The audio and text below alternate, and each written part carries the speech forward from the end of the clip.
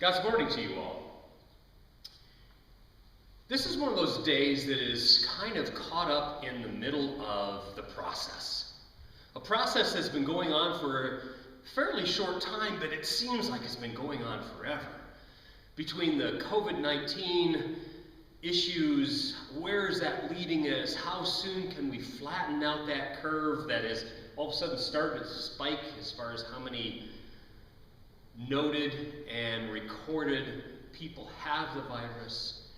We in Utah have not been given the shelter in place requirement yet, but we're headed that way. So this is not something we even know what's going to happen over the next few weeks. I know this Sunday we are going to still be closed. The next Sunday is Palm Sunday. I can pretty much guarantee we're closed on that. Our president seems to believe we can be closed, we can be open on Easter, but not the way we're going. So we'll figure something out on that end. But I just wanted to tell you that in the process of being so overwhelmed with things, there are things we can do.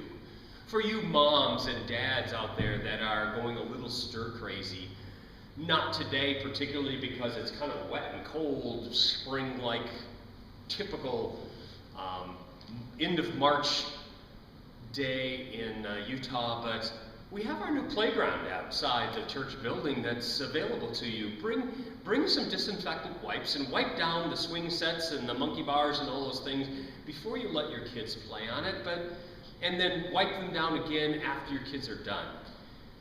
But if you can come over one family at a time just to get them out and get them moving, that would be wonderful. It might do yourself good. We have the picnic table out there if you even want to come and bring your lunch. So that's available to you.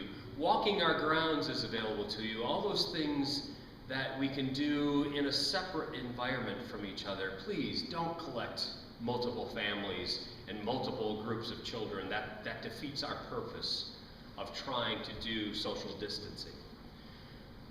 But one of the other things we can do is join in with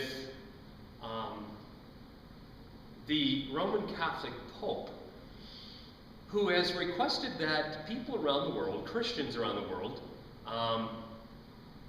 at noon today, say the Lord's Prayer. Now, I've had a hard time getting this whole thing working this morning as far as the recording of this message to you, but hopefully it'll get to you in time before noon. But if not, just because you don't hit the noon mark, don't worry about it. Do it some other time during the day. And as only Trinity United Methodist Church can do, I'm inviting you to do the Lord's Prayer today in the very Trinity-like mode that we're so used to. In that echoed way of singing, I will sing the first line and then you repeat it back.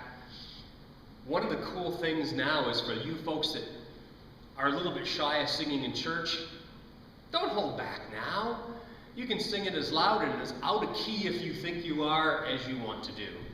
But join me, would you, today, especially if you can do it at noon. Pull this up and sing with me the Lord's Prayer.